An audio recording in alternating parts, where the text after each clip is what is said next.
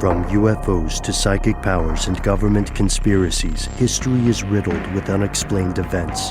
You can turn back now or learn the stuff they don't want you to know. A production of iHeartRadio.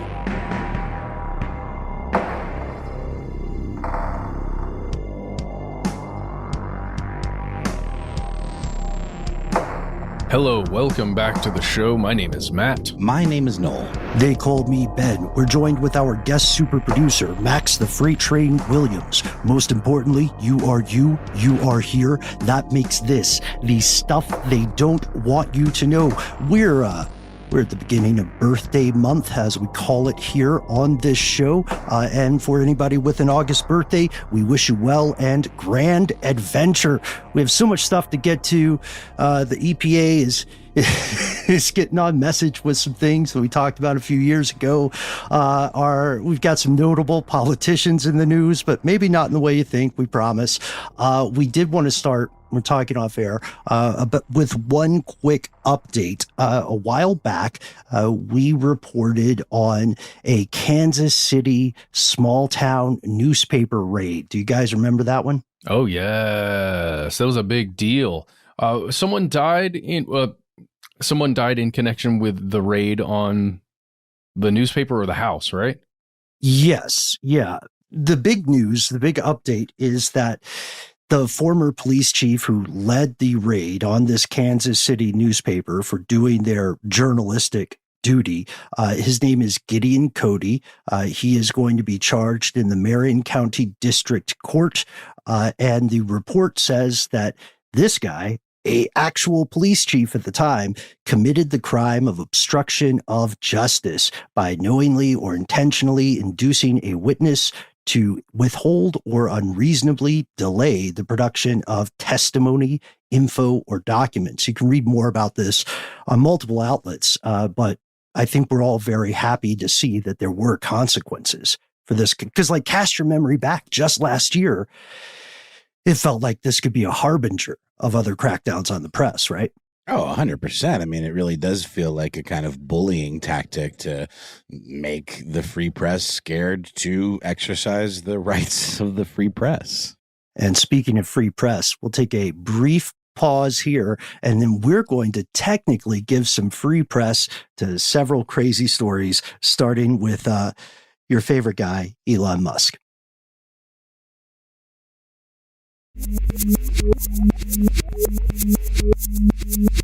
We're back.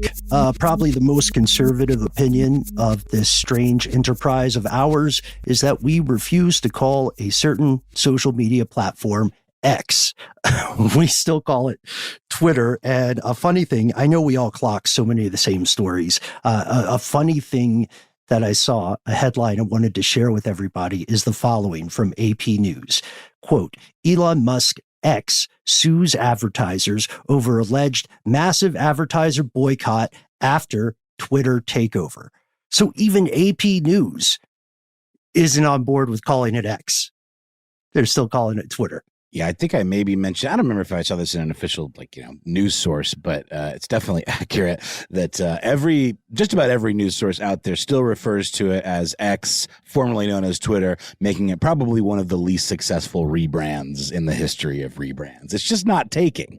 People don't like it, and people don't want to say it. I mean, AP News, the Daily Zeitgeist, the top journalism of America, obviously. The top two, for sure. I'll call it Twitter. Yeah, the top two. We're not picking favorites, but those are the top two.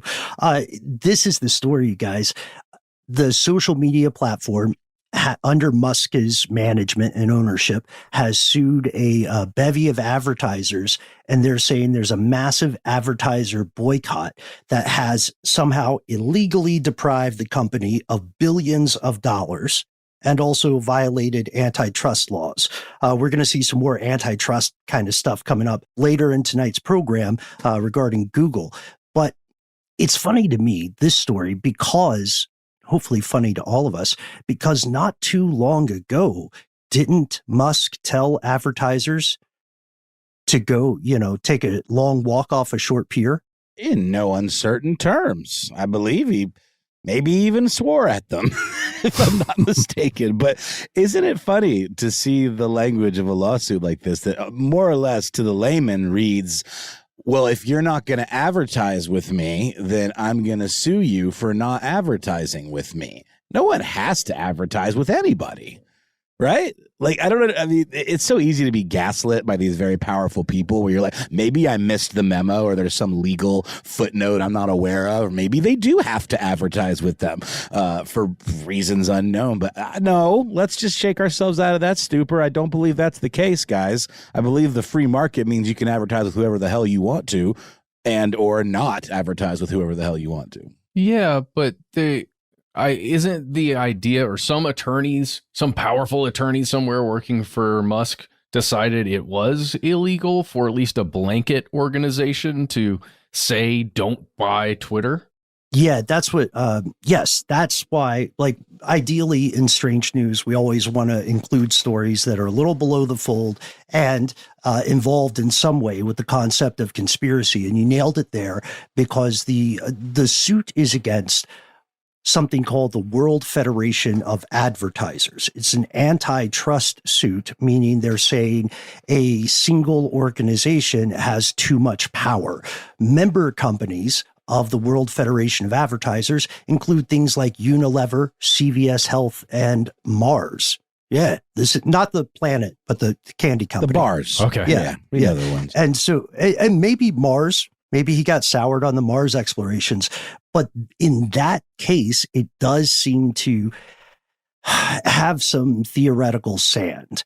If you're saying that if you're alleging that this massive organization, pretty much the Spectre level or the Freemason level of advertisers, has banded against you, then you might have a case you can take to court. That's interesting. And apologies if I misspoke. I still think I'm somewhat correct in thinking that this is still, at the end of the day, up to the individual members whether or not they choose to advertise with a particular brand or a particular platform. I guess it's just a recommendation, or it's sort of like laying out sort of like, hey, we as an organization think that it's bad business to advertise with this platform because of X, Y, and Z.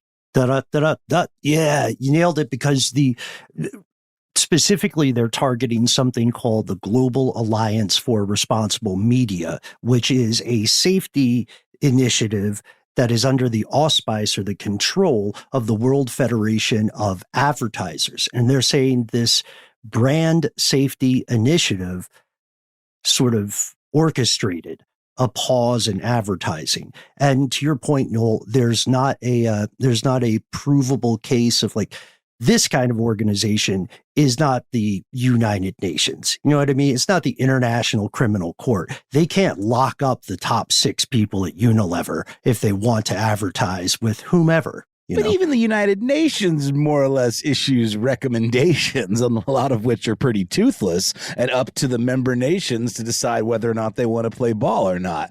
And I mean, I guess if the argument is there is some threat of retribution if our member organizations, our member brands, et cetera, don't follow these guidelines set out. But that would seemingly would be pretty easy to prove. And if that's the case, then yeah, I think that is too much power. But isn't it the job of organizations like this to kind of have ethical guidelines that they sort of lay out, Yes, that is a solid argument. All aspects of that are completely valid. What we can say here is, despite the fact that this is easily a turn of the heel for Musk based on his previous statements, we can say one of the big questions ultimately becomes one about the legality of boycotts. Now, it wasn't too long ago that there were some kind of polemical forces in the United States and abroad arguing that boycotts against certain countries should be illegal, even though that's very much a grassroots movement. And to this, before we move to the next story here, I think it's a question for us and all of our conspiracy realists listening along at home. Should people be able to make boycotts illegal? Like, if a bunch of people decide they don't want to mess with you, should they be forced to mess with you if you're not the actual government? I think the term that pops up to me, and I just want to pop it up for you guys is the idea of brand safety. And that's something that we see a lot here in podcasting. And as a podcasting network, we have methods and mechanisms in place that ensure brand safety, because brands have guidelines. They don't want to be advertised on certain types of shows. Certain types of shows don't want certain types of brands advertised on them. It's a very reasonable thing. And one could argue that for certain brands, advertising on a platform that is so willy-nilly and loosey-goosey with hate speech and very, inflammatory content, it could well be something they might want to be aware of. Sure, and totally understandable. But to that earlier question, should it be illegal for people to boycott something as private individuals or private entities? Yeah. I think so. I don't think it should be illegal. It should be legal. I'm sorry. Excuse me. It should be legal. Yes. Okay. That is exercising. I mean, hell, if corporations are people, come on, shouldn't we be able to do what people do? I don't have to give my money or my business to anybody I don't want to. So it shouldn't be a double standard. If we treat corporations like people in one respect, shouldn't we? I mean, maybe that's a silly thing to mention, but I do think, yes, of course you should be able to boycott something that you see as being negative and toxic. Yeah. It gets sticky, though. It really does get sticky. Because there are actions you could take to completely tank a corporation, to tank an individual, even a sole proprietorship or an LLC or something. You could tank those things if you had enough players boycotting, right? That were big enough. In this case, major advertisers, Mars and Unilever. Come on, you've seen M&M everything. Yeah, you've seen M&M ads recently, probably, and all kinds of other ads that all the products that Unilever has. To have an organization come through with those massive conglomerates and say, no, you cannot do this. You cannot take this one action. Sure. What's the recourse though, guys? If this is overturned and it's determined, isn't it ultimately up to the brands? I mean, I can't see any possible outcome where it would be like, no, you Unilever have to advertise with Twitter. No. What's the outcome? I just don't see kind of what the outcome is. It will ultimately, obviously it'll ultimately be litigated in courts. The primary, most immediate outcome is that this is awesome for the lawyers involved. They're going to make so much, egregious, stupid amounts of money. One of them might buy Twitter. I don't know. But this is going to wend on for a while and may get dismissed. If it gets dismissed, the rulings will be appealed regardless of what the courts decide. We're keeping an eye on it again because this is an allegation of conspiracy, technically. And for the etymology nerds, before we move on, right, because the law is always litigated constantly. That's our next story in this bit. The etymology of boycott comes from a guy named Captain Charles C. Boycott back in the mid to late 1800s. Everybody in Ireland hated him. Everybody in County Mayo specifically, because he refused to lower rents for his tenant farmers, just like a lot of private corporations refuse to lower post-pandemic prices today. We call that foreshadowing. So imagine being so hated that your last name became a word for when a group of people refuses to mess with you. It's like Benedict Arnold or something, it's like a stand-in for being a traitor. Yeah. We should call that Arnoldine. I like that. It's true. I mean, he got his whole name, made into a concept of being a bad guy. This is very interesting. I mean, there's politics involved too, obviously, because I believe some of these findings that are making this seemingly actionable were determined by a House Republican-led committee that heard evidence and believed they determined that there were current laws in place sufficient to deter anti-competitive collusion in online advertisement. So, I mean, there's a political edge to this as well. Of course, not to say that there isn't always when it comes to lawsuits and such, but it does feel maybe a little loaded, and especially since Musk has been such a vocal supporter of the right. Yeah, especially in recent years, how the turntables, as they say on The Office. But this leads us to a setup for another story that we believe is very important for all of us to be aware of. The law is imperfect. The law is fallible, and the law can be manipulated. So aside from our billionaire beefs, and celebrity beefs that are so often mentioned in media, it's important to look at things like the recent case in Harrisburg, Pennsylvania. The Pennsylvania Supreme Court has agreed to hear an appeal from the family members of a woman who died in 2011. Her death is currently ruled as a homicide. Ellen Greenberg, a first-grade teacher, at the age of 27, was found in her apartment with 20 stab wounds, ruled a suicide. What? Yeah. Originally ruled a homicide until the medical examiner encountered pressure from local law enforcement and switched the ruling at their order. Yeah, this is a really sticky, deep well we could go into if we want to. Just all of the things, all of the aspects going into this case where the boyfriend, is the person that found her. Yes, the boyfriend breaks down the door. We can also learn a little bit more about Philly medical examiner Marlon Osborne, right? I don't know. It's dirty pool, as they would say. The back of the neck? How does one stab oneself in the back of the neck? And this is coming from AP News. Well, yeah. This is a while ago. This is a case that I think it all hit all of our true crime radar. I can't remember if we talked about it on Strange News or not, but I don't recall up until this point.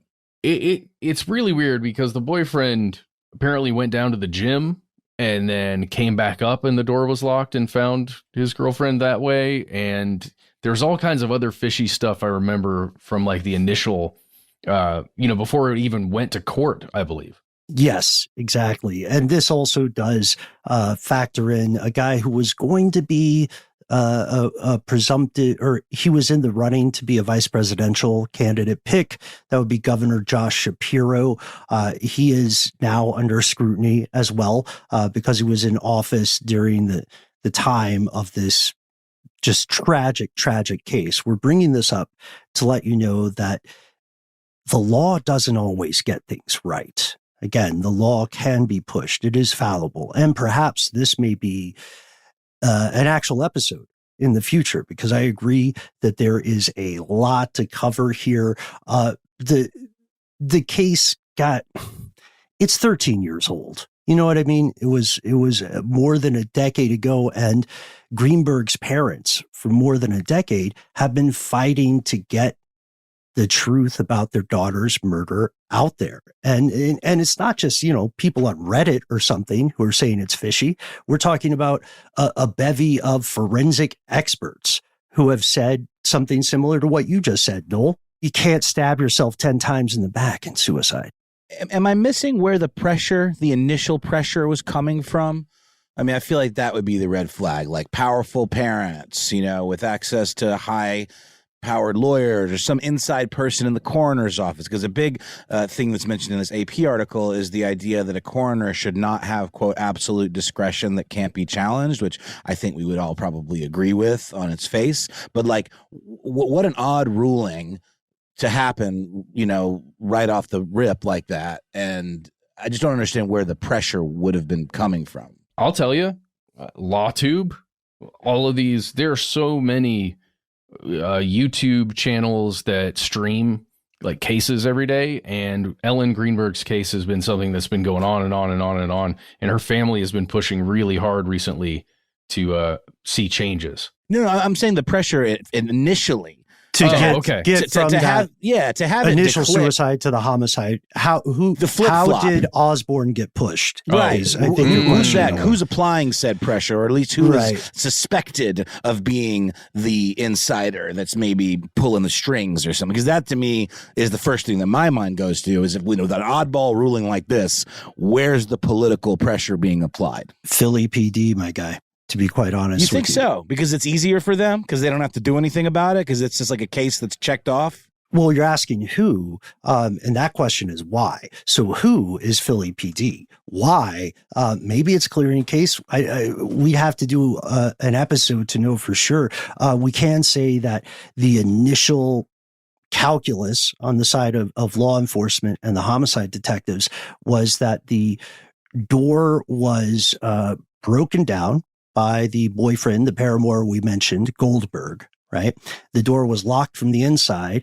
The PD said there were no signs of an intruder and that Greenberg, the teacher, had no defensive wounds. And then later they said there were mental issues that Greenberg may have had. And that was their primary impetus for coming back and pressuring the medical examiner's office to change the ruling to a suicide. But, again, without being lawyers, without being doctors, I think it's a pretty safe assumption that would be a virtually impossible way to kill yourself.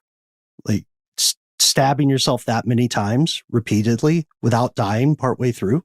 Yeah, I mean, even in cases like the death of Elliott Smith, for example, the singer, stabbed himself in the chest. And there were immediate questions about whether his girlfriend was involved for that very reason, because it's just he shot himself in the gut, I want to say, which is also the worst possible way to go, and then stabbed himself in the heart. So I believe, again, I'm not getting the details exactly right, but I think there were initial questions that his girlfriend, who was either nearby or present, had something to do with it, but that was eventually quashed. But there were questions. Mm-hmm. Yeah, and there are questions that hopefully, and most importantly, the family of Greenberg, again, Goldberg is the boyfriend, Greenberg is the victim. Hopefully the family of Greenberg will be able to get those answers. And if you guys think it's worth making an episode on it, I say let's do it, because this is still ongoing, and hopefully investigations continue. How does that sound? Sounds good. Well, we can't leave you on that note. So we're gonna move to something that is less disturbing to some of us, but intensely disturbing to a few of our fellow conspiracy realists. If you get squicked out by food, fast forward about 3 to 4 minutes. The country of Singapore has some new stuff on the menu. You guys have eaten crickets, right? Mm-hmm. Yeah, like Sunday in school, they make eat crickets sometimes. Tacos, yeah. Singapore has approved edible insects, not because there was, some nepotism and some kid of a billionaire is a edgy chef or something. It's because they have growing food security concerns. The same way that the European Union has a bunch of farm subsidies to keep their agricultural industry going, despite rising costs. Singapore just approved edible insects. And if we want to call out a school early and head to Singapore's House of Seafood restaurant, we can get the fish head curry. Matt, you love curry. We can get the fish head curry with a side of crunchy crickets. We can also get tofu that comes with the bugs, no extra charge. Delicious. That crunch. Instead of those little crispy wontons, you just get some bugs. It's a feature, not a bug, but it's also a bug. Worth it. It's 16 species of different things that can be served in Singaporean restaurants now. Crickets, grasshoppers, grubs, mealworms. It took about 2 years for the notoriously strict Singaporean government to decide on this and say it could actually happen. TikTok is going to go crazy for it. We also know the real reason it's happening is not because Singapore loves TikTok. It's not nepotism. It's because insects are primarily protein. 1, you can fry about anything and make it taste good. 2, and in 2019, Singapore looked around and realized 90% of its food is imported. And they're aiming to create 30% of their nutritional needs internally by 2030. So there are a lot more bugs in the future. We talked about this a little while back. When did we? Gosh, it was years ago. We talked about this idea. Was it lab-grown meat? Something like that? Protein alternatives? Absolutely. And, I think there's been a lot or much ado, I think, maybe in certain circles about like, this is the future that liberals want, where we're eating bugs. Everything's bugs, bug protein. And it is kind of the stuff of sci-fi where like a dystopian future where everything is just sort of made of like an amalgamation of like insect chitin or something like that, But it is certainly better for the environment than like with all the gases that come from slaughterhouses and cattle production and things like that. And of course, if you go that route, the inhumanity of meat production in general. But it is a talking point that you hear about, like the idea they just want to serve us bugs. And before we go to an ad break, Noel, I have to say that is a perfect setup. There's other news we didn't get to. Corpse shortage due to rise in Scottish medical students. Clearly a necromancer wrote that headline. Heightened tensions in Lebanon. Hope everybody can get a flight out. Chinese-American man has been convicted of spying on dissidents for China. There's way more to that story. But for now, speaking of weird foods, would you ever eat a bear? Or if you had a dead bear, what would you do with it? Well, Ben, they say sometimes you eat the bear and sometimes the bear, well, he eats you. We'll be right back after a word from our sponsors.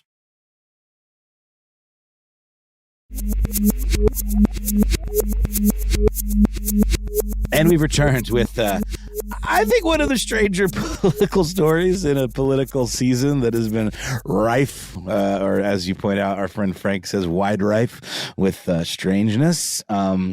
This comes from fledgling, I guess one could argue, third-party candidate and political dynasty member Robert F. Kennedy Jr. Guys, he would be the son of Bobby Kennedy.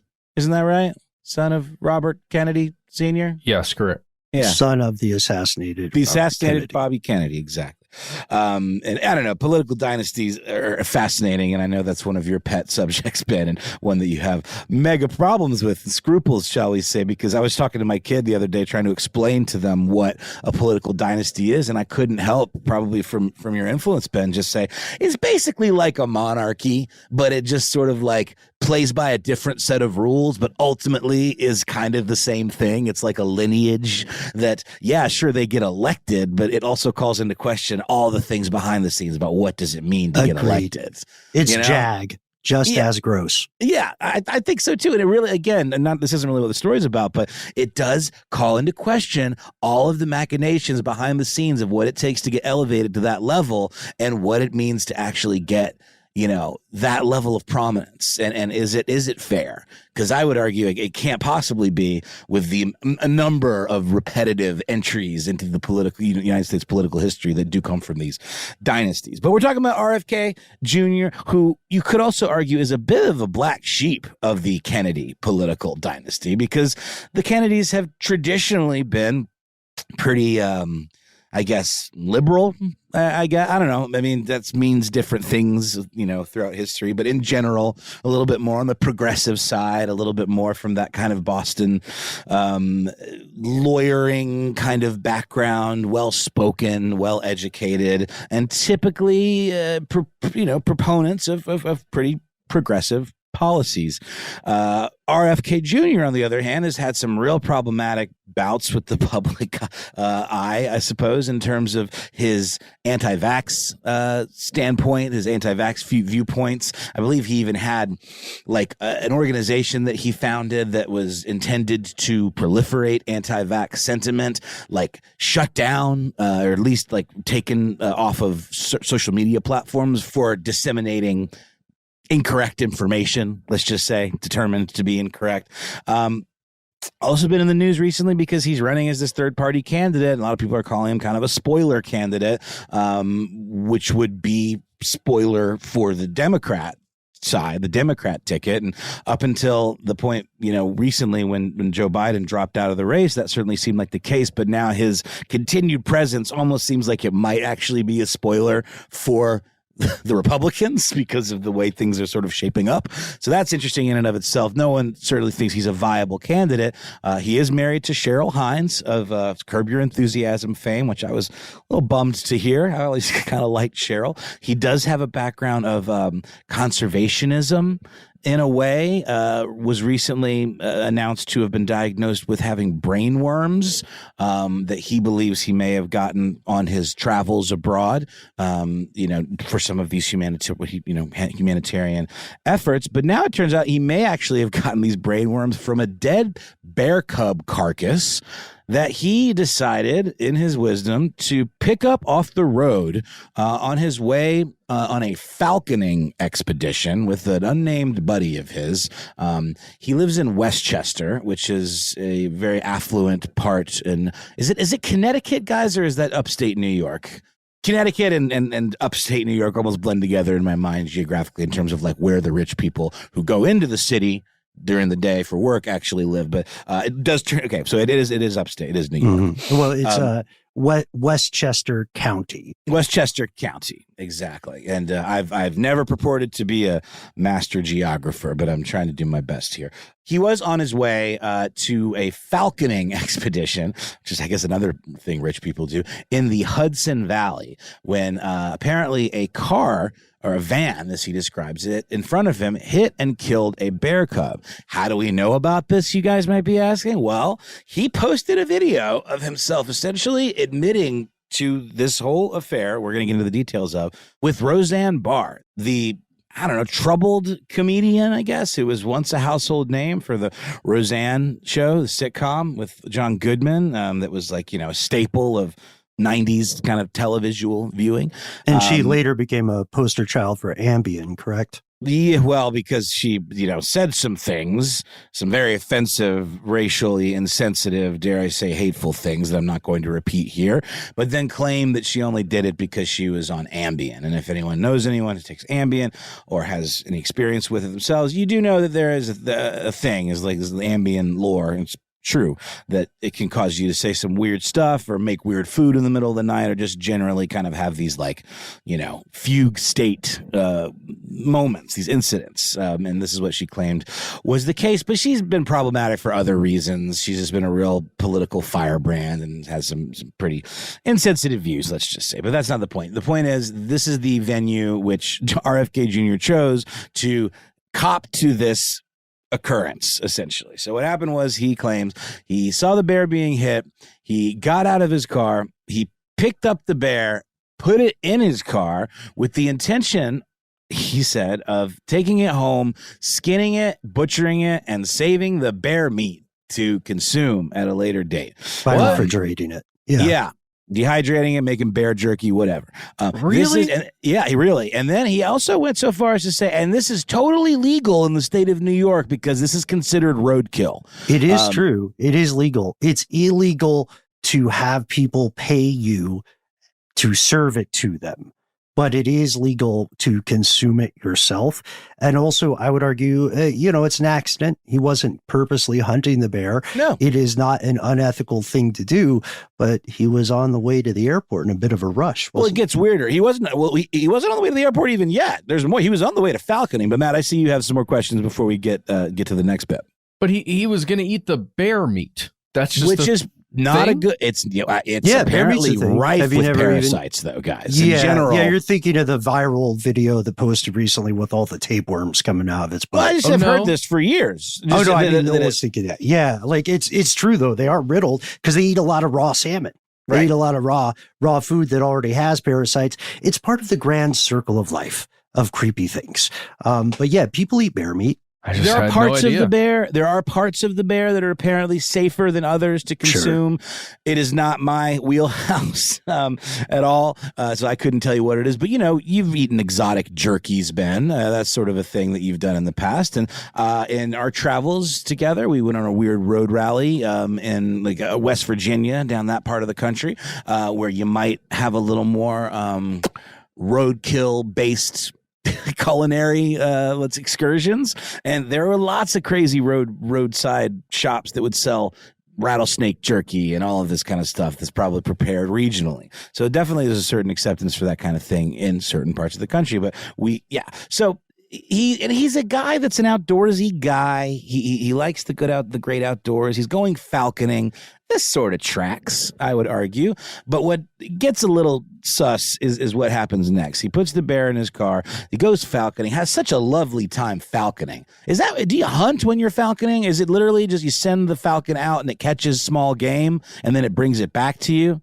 Sometimes you can have it bring back game, or you can just set it out to hunt for itself. Right. The big trick is getting it to trust you enough to come back to you. So you got the glove and everything. And also the falcon hat. You know about that, right? That's the one that it humps, basically, right? Like it is attracted to it sexually, and that's the reason my friends and I are not falconers. Actually, well, I think if anyone listens to this show for any amount of time, they know there's many reasons that I'm not a falconer, and this whole hobby is mystifying to me. These are birds of prey. They got sharp beaks and claws and talons or whatever. I would be terrified, but. So they had such a lovely time falconing.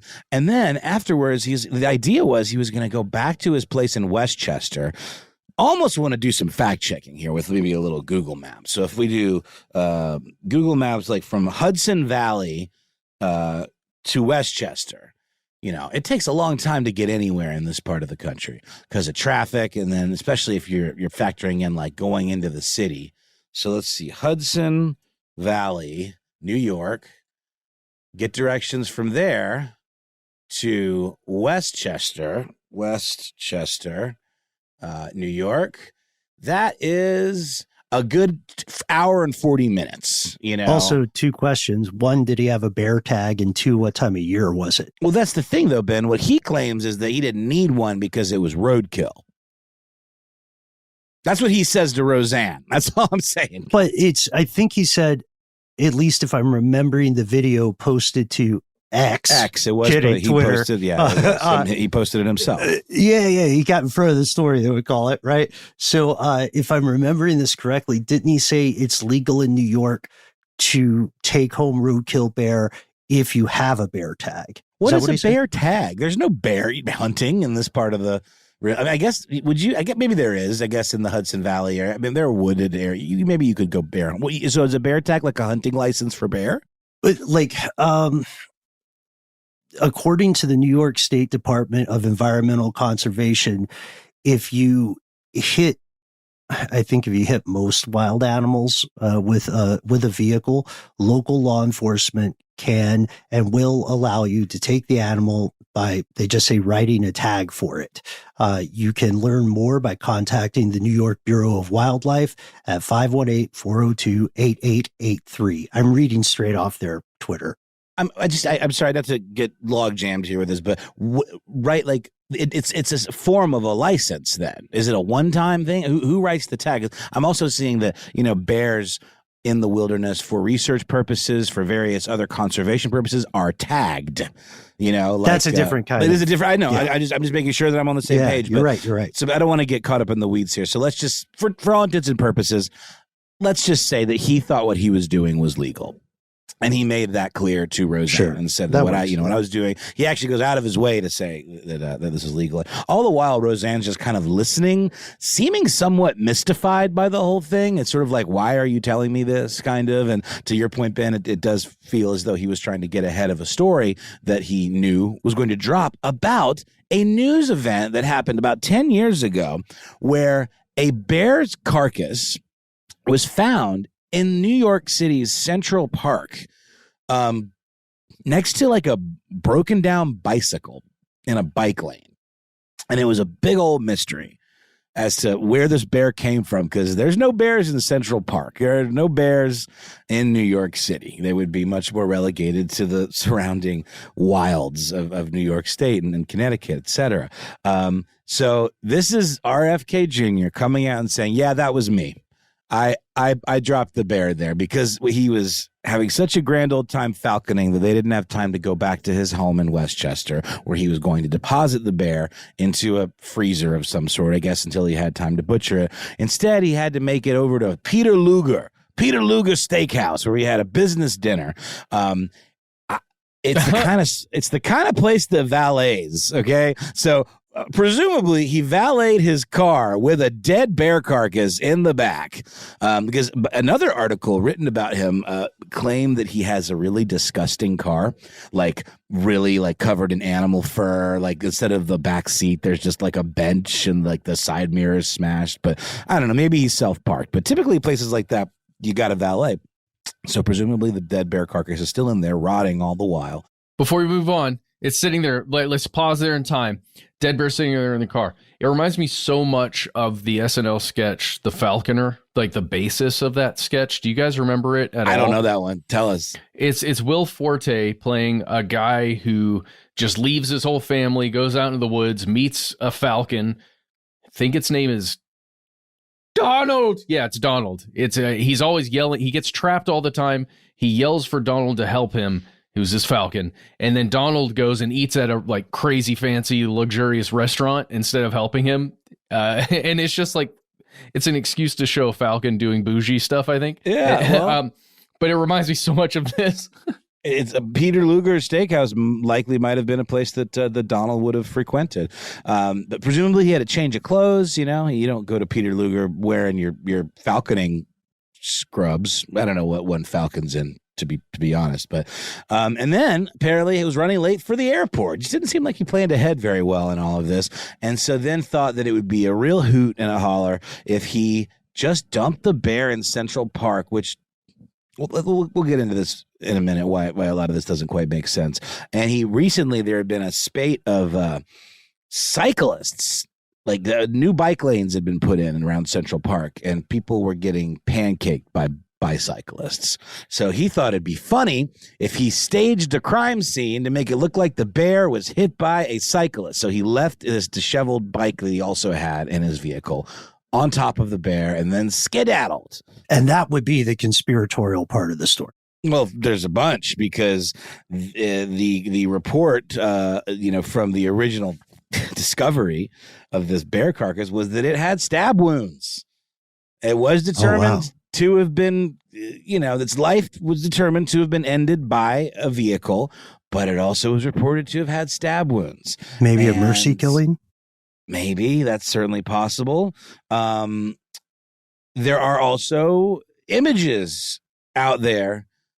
I don't know exactly where they came from. He must have posted them himself, but of RFK like posing with the bear carcass, like putting his hand down its throat and kind of weird stuff. Like, exactly. Graphic picture here shows RFK Jr. posing with dead bear cub before dumping it in Central Park.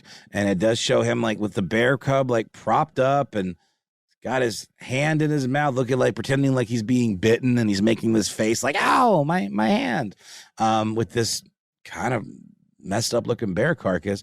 And he claims that he just had to get to the airport and didn't have time, and so he dumped it in Central Park as a goof. But guys, Central Park isn't near the airport.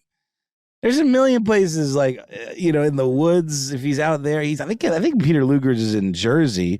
And then depending on which airport he's going to, with JFK or LaGuardia or even Newark, there's a lot of kind of wooded areas around there. They're not smack in the middle of the city, and it takes an hour to get to Central Park or more from the airport. I know this isn't a mere mortal. He probably has special transportation or maybe even a chopper. Who knows? But it just doesn't track. It's super weird.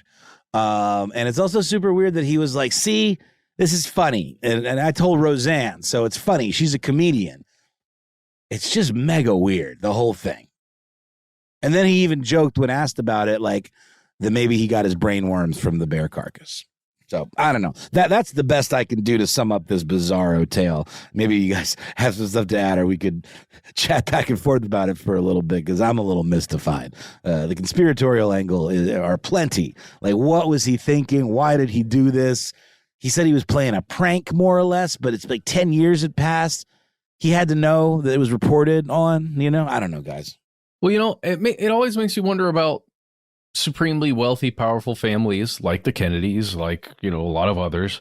What do they get up to just, for a little laugh? Chappaquiddick. That's what I was. That's literally the vision. But that's not fun. That's not funny. It's funny that you said it in that way.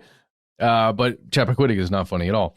But it does make me wonder about just the little things that they do for a laugh. When I'm just imagining my family didn't have much money, we would just go outside, or we would play lawn darts, or we would lawn make darts tacos. are illegal, Matt. That is a privileged position. You playing your illegal Hunger Games when we out were there. when we were young, back when I was growing up as a kid. Like, I just wonder what a supremely powerful, wealthy family considers. Oh, that's silly. Let's do that. That's a prank. Yeah, it's Chappaquiddick was Ted Kennedy. Right. Yeah. Who ended up drunk driving and taking the life of one of his passengers, Mary Jo Kopechne, out there in Martha's Vineyard, another place where the rich and powerful like to frolic. There were consequences of a sort. It's the reason he didn't become president. Well, but one could argue that is barely a consequence. I mean, it is a consequence if that's your whole bag and that's your whole life's goal. But I can say it again more sarcastically. No, I get what you're saying, Ben. We're on the same page there. I'm just saying, it's not the same consequences as if someone like you or I did something like this. And speaking of consequences, I do believe what he did was illegal. Dumping a bear carcass in a public park in that way, I believe that's like a biohazard at the very least, if not something more at specific. Least against the city ordinance. It has to be. Otherwise, it's New York City. They'd be riddled with bear carcasses because that's how people work. I'm kidding there, but I don't know. It does seem like, without being Bureau of Wildlife Management experts ourselves, that there would be some other less controversial way to dispose of that. Like, you could I'm making things up, but surely you could call some kind of wildlife removal and ask them to pick it up, right? Even here in Georgia, we have various sorts of roadkill management, Yeah, you let somebody know and then you drive on. I just sounded like he was just tickled by the whole thing, like he just thought this was a real silly goof. Only to then realize that it was reported quite widely, even outside of New York City. Like this certainly made some headlines. I guess it was a slow news day, but it does appear that he could well have faced some fines for dumping a dead bear in Central Park. The state agency, the New York State Department of Environmental Conservation, that led an actual forensic investigation into the bear dumping, said in a statement this week. But the statute of limitations has long expired on that. So really just kind of another embarrassing gaffe for old RFK Jr. By the way, listen to our episode, What Was the Chappaquiddick Incident? It was put out in 2018 and then again as a classic last year. Thanks for that, Matt. Yeah. So with that, let's take a quick break and hear a word from our sponsors, and then we'll come back with one more piece of strange news.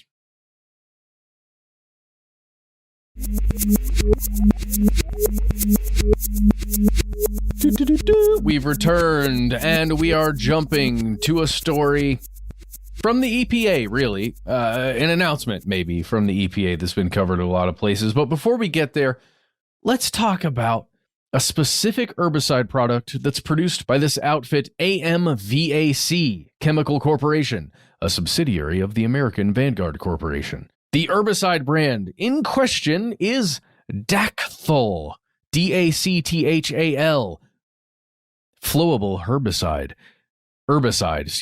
aka dimethyl tetrachloroterephthalate, aka DCPA. For the rest of this evening, we're going to call it DCPA. Now, according to the U.S. Environmental Protection Agency, this substance, DCPA, is, quote, an herbicide applied to control grasses and certain broadleaf weeds in both agricultural and non-agricultural settings. Agricultural uses include cole crops such as broccoli, kale, and cabbage, cucurbits such as squash, pumpkin, and zucchini, tomatoes, onions, and many herbs. And they also note that this is primarily used on crops such as broccoli, Brussels, and cabbage. Oh, also onions. The EPA also notes that this herbicide is commonly used for non-agricultural purposes on sites that have, quote, non-residential turf, What do you think that means, guys? Non-residential turf. You mean like, no, I don't think I do know. I'm Places like, where there are not neighborhoods is the idea. Well, there's a neighborhood around a thing that Right, has but not, it's not on the actual, just to clarify, I'm saying it's not used technically in the neighborhood. Yes, it's used but on adjacent is fine. Is that correct? pretty much the golf course. That's what that reads or should read. yes, that's why I was getting hung up on the word turf. I was thinking Exactly. like, yeah, got it. Yeah.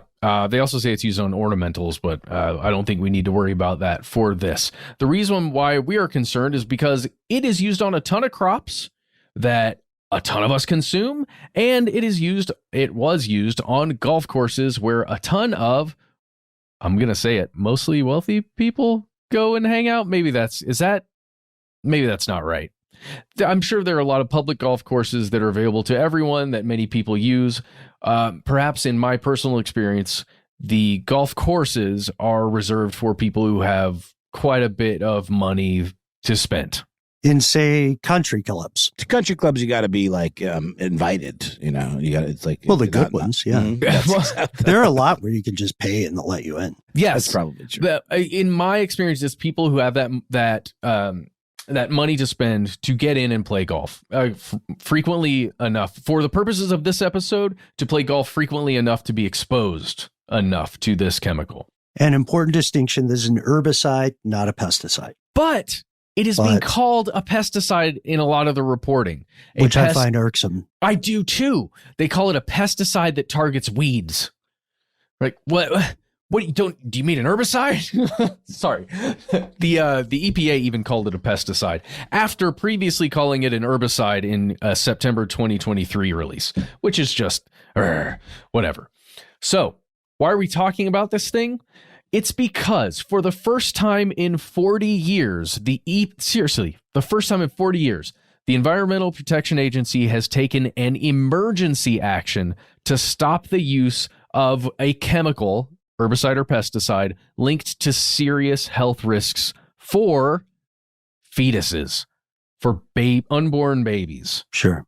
So why is it dangerous? Well, according to the EPA, unborn babies whose pregnant mothers are exposed to this substance, sometimes even without knowing exposure has occurred, can experience changes in fetal thyroid hormone levels, and these changes are generally linked to low birth weight, impaired brain development, decreased IQ, and impaired motor skills later on in life, and a lot of that can be completely irreversible. These are birth defects that this chemical, at least according to the EPA, may cause. So there are mitigation strategies, but there is no way to fix it. Oh, and speaking of fixing things, Matt, I am so sorry to interject. Before we get too far, if you're writing the email, yes, we understand. Pesticides are the umbrella category, and plants count as pest in some cases. So herbicides are more under that umbrella, specifically focused on unwanted plants. But that's what this thing is. That's why I'm so upset about it. This thing doesn't target creatures. It targets the weeds that you don't want growing next to your cabbage and your broccoli and your bok choy or whatever. And unborn humans, clearly. Oh, interesting. But that's Pests. I mean, I'm just putting the pesticide herbicide thing there to get again in front of the email. Oh, sure. And write the email, please. We will still read it. So this is very, very strange, you guys, because this substance, DCPA, has been looked at by the EPA for a long time. It goes way back to 2013. Well, actually, it goes back to 2002 when this company started producing the substance. But in 2013, there was basically what's known as a data call-in, or a DCI, issued by the EPA. They send it out to, let's say, the manufacturer of a chemical, in this case, AMVAC, and they say, hey, we need you to conduct these internal studies on your product, and we need you to send us all of the data. And it was requiring them to submit more than 20 studies to support the existing registrations of this specific chemical. So it's a lot of that, what we were talking about with the Supreme Court decision, right? Pretty recently, where the EPA is going to war, or let's say battle with a company that's producing a chemical like this. And now the Supreme Court doesn't have to rely on the previous rulings or the previous decisions by a federal body like the EPA. Now they can look at whatever, in this case, AMVAC says and go, we'll go with that. They don't have to go with the EPA's ruling in this case. So it goes back to 2013. EPA is trying to get information on the product from the company that produces it. They are failing to send in this information. They fail to do so for almost 10 years. They don't get all the information needed on this chemical substance that is being applied to broccoli and cabbage and kale and all kinds of pumpkins and stuff across the United States. But the company making the product doesn't care enough, I guess, or is concerned enough with their own product that they don't want to get it taken off shelves because they're making a lot of money. That's my own words there. That's my accusation.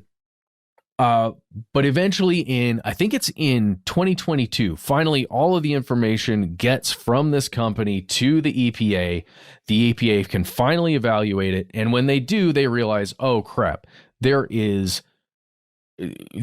serious risk.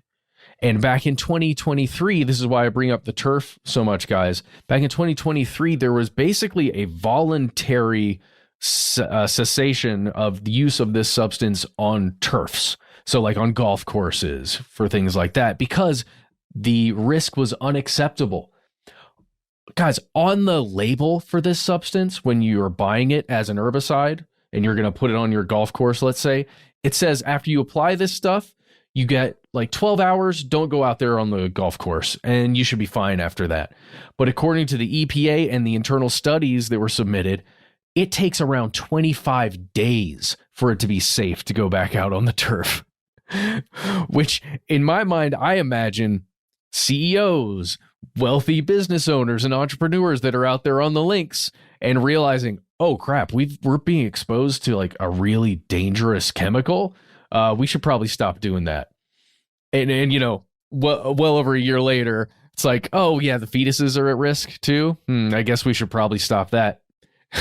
But unlike public school playgrounds, the victims here have the legal and financial wherewithal to prosecute their case. Do something about it. Yeah.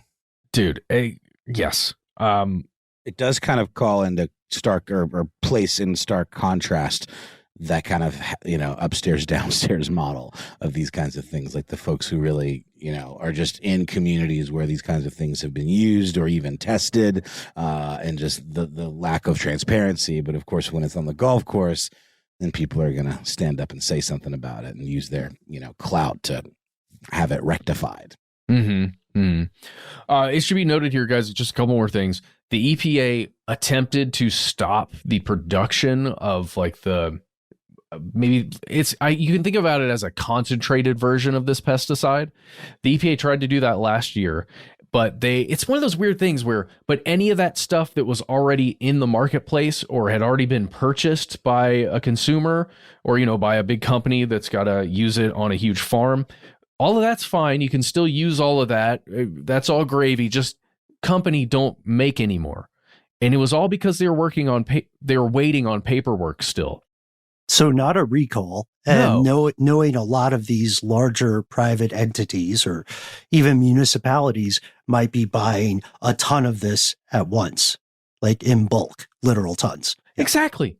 But then for less than a year later to come out and issue an emergency order to stop use. So that isn't to stop selling, to stop producing. That is to stop using this product. No more can you use it. The EPA says. They say this order is effective immediately.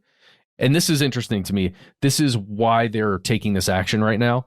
They say that the EPA says that the continued sale and use of DCPA products during the time it would take to follow the normal cancellation process poses an imminent hazard to unborn babies. And they said the company AMVAC attempted to address these concerns. And they note that here, but they've determined that there's no practical mitigation measures that could be put into place to allow its continued use. So like, AMVAC proposed a couple of changes to the product itself, a couple of changes to, what the product would say and all this other stuff. But the EPA came back and said, no, we got to stop this thing right now. This is really scary for me, guys, personally, considering literally how many Brussels sprouts and broccolis and broccolini and all this other stuff that I feed my son. And any cruciferous vegetable. Yes. Really. Yes. All the onions and just all these things that you use in normal everyday cooking, especially for meals that you wouldn't even think about onions being in your dish, but you're using it, for the flavor or as, part of a trinity. It's just, I don't know. It really freaks me out. And I'm glad this is happening, but I kind of feel like this power that the EPA is flexing right here should be happening like once a month. Way more often. Way more often. Isn't that kind of the issue? I mean, maybe correct me if I'm misunderstanding, but isn't what led to them actually doing something about it was the, complaints from the haves? I'm not sure about that. Maybe what I'm seeing is more this back and forth between the EPA and the company, and the EPA trying to get internal documentation and in studies that they're conducting themselves, which is a major problem also. Yeah, it's a long time in coming, but I think I would agree with Noel there that it is at least partially due to the demographic of people affected in some circumstances. Still, cruciferous vegetables in particular are such a common part of the diet. If you could clarify for this, just to be sure everybody knows, this is not the kind of thing you can just wash off the vegetable, right? No. Like it's inside it. It can get to people in the consumption chain. One of the big selling points on the website for this product, the one that's got a brand name, what is it, a Dacthal, is just how long it sticks around after you apply it. Basically you plant your seeds, you've already weeded or treated your soil to some extent, you've planted your seeds, then you put this stuff on, and it's supposed to stick around for a long time, and it has staying power, and that's why it's so good. Just once, I want one of these environmental contaminants to have a positive effect on the population, like microplastics that are good for your balls, lead that makes you smarter. Just one. Just give us one win. Yeah, that would be cool, but I don't think it's gonna happen. The tire runoff and everything. We're going down as a species. All right, come on. Silver lining. Guys. Sorry, silver lining. We're forging a new species. Yes, that's right. The silver lining is they got it. They did get it. It's not just out there anymore. EPA did its job. That is an awesome thing. And, thankfully, if Project 2025 goes its way, the EPA will no longer exist and they won't have to do this anymore. It'll be we EPA said silver lining. Well, it's colloidal silver. You're doing a bad job with silver lining this. Sorry, man. This it's an S Corp. It's the EPA, the sole proprietorship, right, of a guy who's retired from DuPont a while back. And, everybody, it's like Lorne Michaels, where you pitch Saturday Night Live guest appearances. If you have a complaint about contaminants in the environment, you get 3 minutes in front of this guy, Shark Tank style, and he gives you a yes or no on whether or not he believes you. I believe you. Guys, I'm going to end with this. This is a statement from Assistant Administrator for the Office of Chemical Safety and Pollution Prevention, Michael Friedhoff. He says, DCPA is so dangerous that it needs to be removed from the market immediately. It's EPA's job to protect people from exposure to dangerous chemicals. In this case, pregnant women who may never even know they were exposed could give birth to babies that experience irreversible lifelong health problems. That's why, for the first time in almost 40 years, EPA is using its emergency suspension authority to stop the use of a pesticide. Boom. Again, every month, Michael, every month we need another chemical out of there.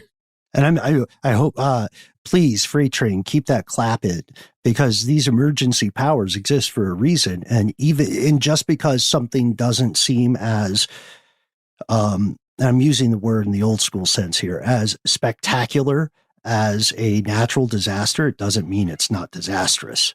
And I guess we'll have to tackle several other stories that we didn't talk about today.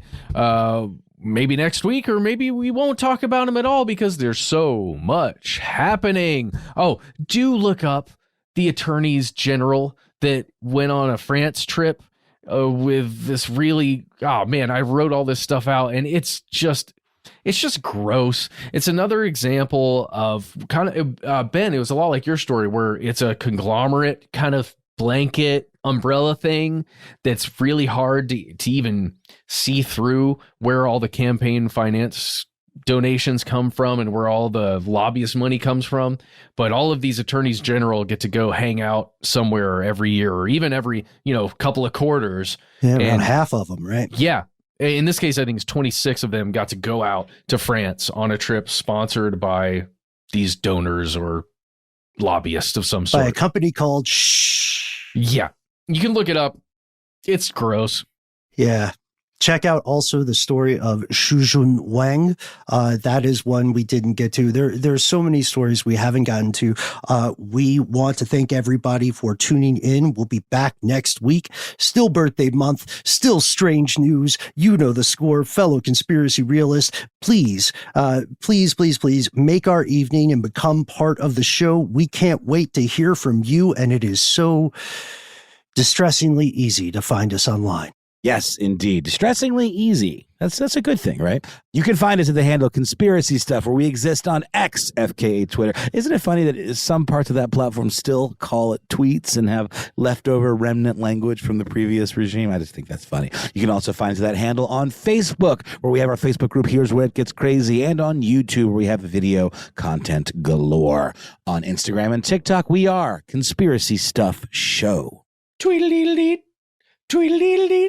Isn't that a song? I don't know. It's Rockin' Robin. That's it. Okay. I think I heard that in my parents' cars a long time ago when I was driving. On 97.1, the oldies channel. It's also Andy Bernard's ringtone on The Office, and Jim hides it in the ceiling at one point and causes Andy to go bonkers. Speaking of ringtones, give us a call, 1-833-STDWYTK. When you call in, give yourself a cool nickname, and then you've got 3 minutes. Say whatever you'd like.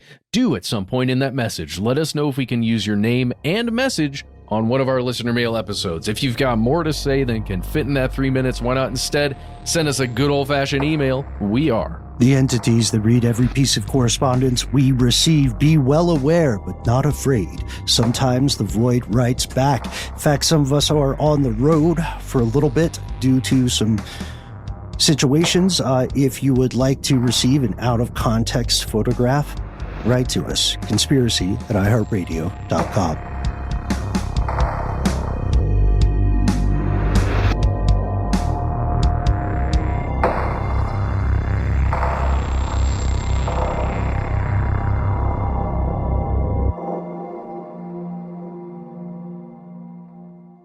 Stuff They Don't Want You to Know is a production of iHeartRadio. For more podcasts from iHeartRadio, visit the iHeartRadio app, Apple Podcasts, or wherever you listen to your favorite shows.